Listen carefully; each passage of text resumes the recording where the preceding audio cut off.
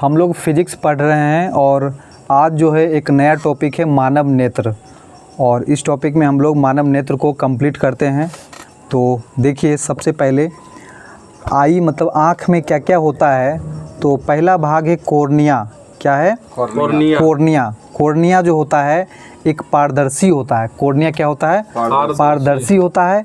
और नेत्रदान में कॉर्निया का ही दान किया जाता है। नेत्रदान में कॉर्निया का ही दान किया जाता है।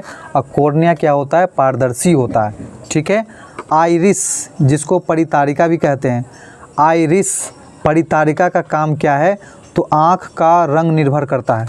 आइरिस या परितारिका जो है आँख का रंग किस पे निर्भर करता है? आइरिस और परितारिका। आँख जो होता है, किसी का आँख जो काला भाग, किसी का नीला कलर का, किसी का पीला कलर या भूरा कलर का, तो किस पे निर्भर करता है? आइरिस या परितारिका। मतलब आँखों में रंग जो होता है आइरिस या परितारिका के कारण। ठीक है। अब सुनिए, उसके बाद है पुतली, जिसको प्यूपिल बोलते हैं। पुतली जो होता है, पुतली द्वारा आँख में प्रकाश प्रवेश करता है। याद रखिएगा, आँख में प्रकाश प्रवेश करता है किसके द्वारा? पुतली द्वारा। पुतली द्वारा, प्यूपिल। हाँ, तो आँख में प्रकाश प्रवेश करता है पुतली के द्वारा। किसके द्वारा? पुतली के द्वारा। ठीक है। उसके बाद देखिए, आँख में कौन सा लेंस होता है? आँख में कौन सा लेंस होता है? उत्तल लेंस होता है। और उत्तल लेंस किसका बना होता है? आँख में प्रोटीन का बना होता है। किसका बना होता है? प्रोटीन का। ठीक है। आँख में उत्तल लेंस किसका बना होता है? प्रोटीन का। ठीक है। और उत्तल लेंस के द्वारा प्रतिबिंब बनाया जाता है। कैसा प्रतिबिंब बनाता है आँखों में? तो वास्तविक, उल्टा और छोटा। उत्तल लेंस के द्वारा आँखों में वास्तविक, उल्टा और छोटा प्रतिबिंब। याद रखिएगा, हमारे आँखों में जो प्रतिबिंब बनता है वास्तविक और उल्टा बनता है। वास्तविक और छोटा बनता है। क्या बनता है? छोटा बनता है। उसके बाद देखिए, आँख का एक भाग है सिलियरी मांसपेशियाँ। सिलियरी या इसको पश्चमाव पेशियाँ बोलते हैं। सिलियरी मांसपेशियाँ या पश्चमाव पेशियाँ। तो सिलियरी मांसपेशियाँ का काम क्या है? लेंस को पकड़ कर रखता है। हमारे आँखों में जो बीच में ऐसे लेंस होता है, ये दोनों तरफ से पकड़े हुए रखता है। तो सिलियरी मांसपेशियाँ, लेंस को दोनों तरफ से होल्ड करके कौन रखता है? सिलियरी मांसपेशियाँ। उसके बाद आँखों में हमारा एक भाग है रेटिना, जिसको दृष्टि पटल कहते हैं। रेटिना या दृष्टि पटल। तो रेटिना पे क्या होता है? प्रतिबिंब बनता है। रेटिना पर प्रतिबिंब बनता है। और प्रतिबिंब कैसा बनता है? उल्टा, वास्तविक और छोटा। उल्टा, वास्तविक और छोटा। हाँ, तो याद रखिएगा, लेंस के द्वारा प्रतिबिंब बनता है, लेकिन कहाँ प्रतिबिंब बनता है? तो रेटिना पर बनता है। ठीक है।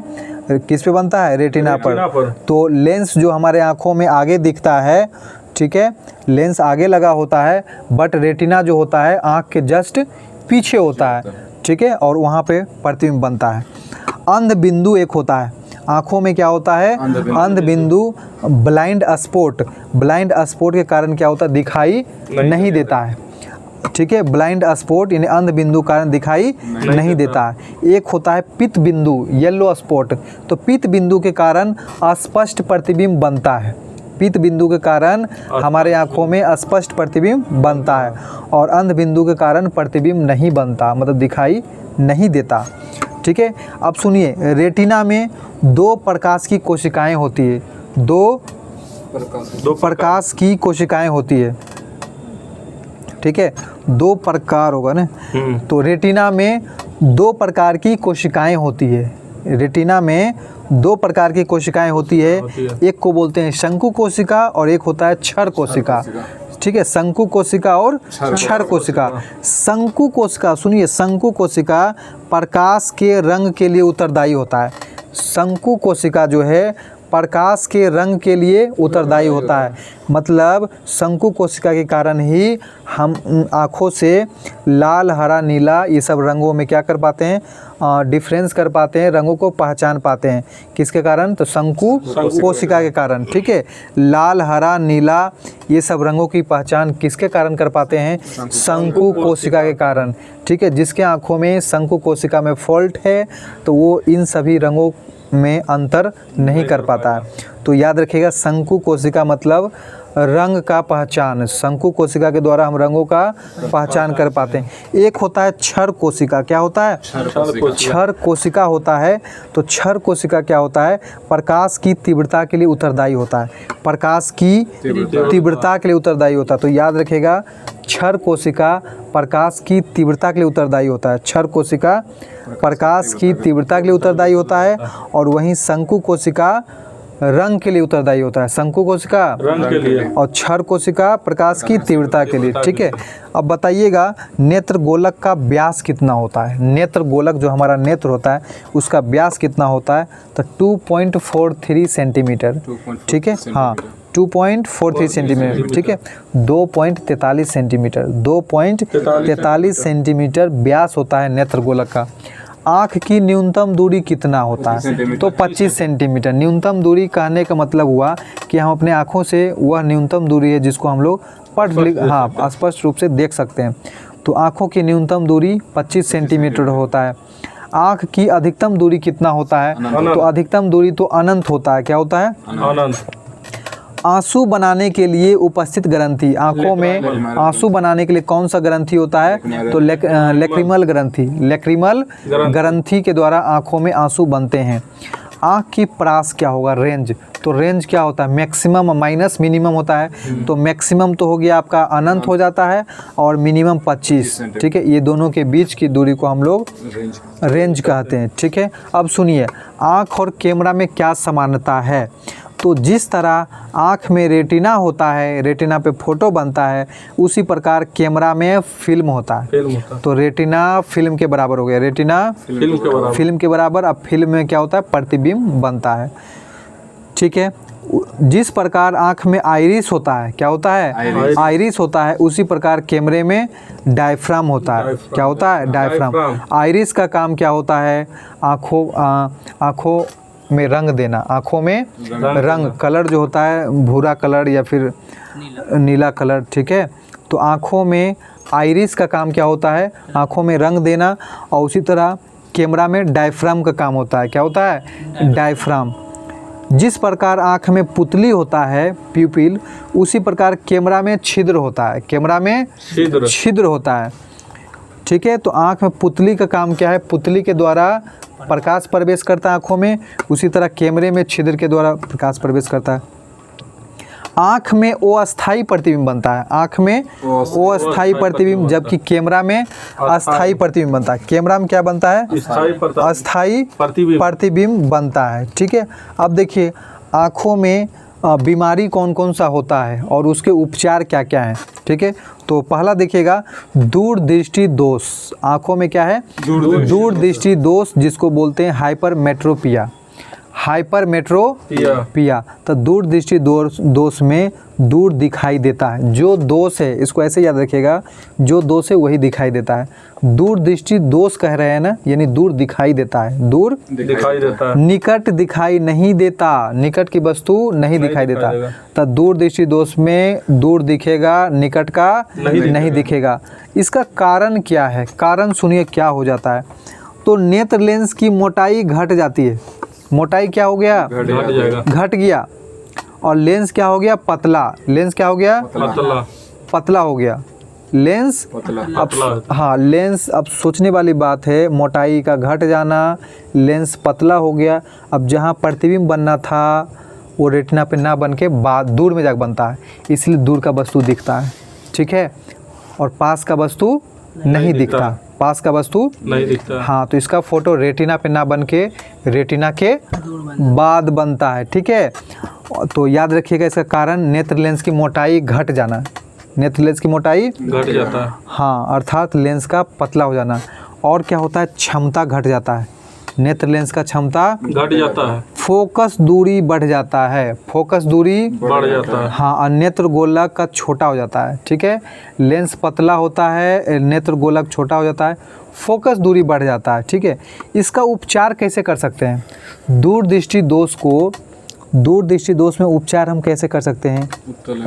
उत्तल लेंस लगाकर। ठीक है, चश्मा में हम लोग क्या कर सकते हैं? उत्तल लेंस का प्रयोग करके अगर देखेंगे तो फिर हमारा निकट दृष्टि दोष, निकट की वस्तु दिखने लगेगा, निकट की वस्तु दिखने लगेगा। तो दूर दृष्टि दोष को दूर करने के लिए कौन सा लेंस का प्रयोग करेंगे? उत्तल लेंस का प्रयोग करेंगे। किसका प्रयोग करेंगे? उत्तल लेंस। ठीक है, अब सुनिए अगला दोष है निकट दृष्टि दोष। निकट दृष्टि दोष जिसको मायोपिया बोलते हैं। क्या बोलते हैं? मायोपिया। मायोपिया, निकट दृष्टि दोष यानी मायोपिया। तो निकट दृष्टि दोष कहाँ का दिखेगा? निकट का दिखेगा। निकट दृष्टि दोष निकट का दिखेगा, दूर का नहीं दिखेगा, दूर का नहीं दिखेगा। अब सुनिए इसका कारण क्या है। तो नेत्र लेंस की मोटाई बढ़ गया, मोटाई अब जहाँ रेटिना था ना, रेटिना वहाँ ना रह के रेटिना थोड़ा आगे शिफ्ट हो गया। ठीक है, तो फोटो बन जाता है पहले, फोटो बन जाता है रेटिना के पहले। तो हो क्या होता है? निकट का दिख जाता है, दूर का नहीं दिखता। ठीक है, और क्षमता इसमें बढ़ जाता है। क्षमता क्या हो जाता है? बढ़ जाता है। निकट दृष्टि दोष में क्षमता बढ़ जाता है, फोकस दूरी घट जाता है, फोकस दूरी घट जाता है, नेत्र गोलक लंबा हो जाता है, नेत्र गोलक क्षमता बढ़ गया, नेत्र गोलक लंबा होता है। और निकट दृष्टि दोष का हम उपचार कैसे कर सकते हैं? तो निकट दृष्टि दोष में चश्मा में क्या कर सकते हैं? अवतल लेंस लगाकर पहनेंगे तो हमको ये दिखने लगेगा। उसके बाद देखिए कौन सा है?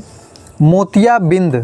मोतिया बिंद, मोतिया बिंद ये ज़्यादा उम्र वालों को होता है, ये बुढ़ापे में होता है। मोतिया बिंद क्या होता है? बुढ़ापे में होता है। और किसके कारण होता है? सुनिए, तो नेत्र लेंस के ऊपर एक अपारदर्शी झिल्ली का निर्माण हो जाता है। ठीक है, नेत्र लेंस के ऊपर एक अपारदर्शी झिल्ली का निर्माण हो जाता है, जिसके कारण वो लेंस जो है ढका जाता है और दिखाई नहीं देता है। इसीलिए इसको क्या बोलते हैं? मोतिया बिंद। मोतिया बिंद। और इसका उपचार कैसे कराया जाता है? तो ऑपरेशन करके, ठीक है, ऑपरेशन करके वो जो झिल्ली जमा हो जाती है उसको हटाया जाता है।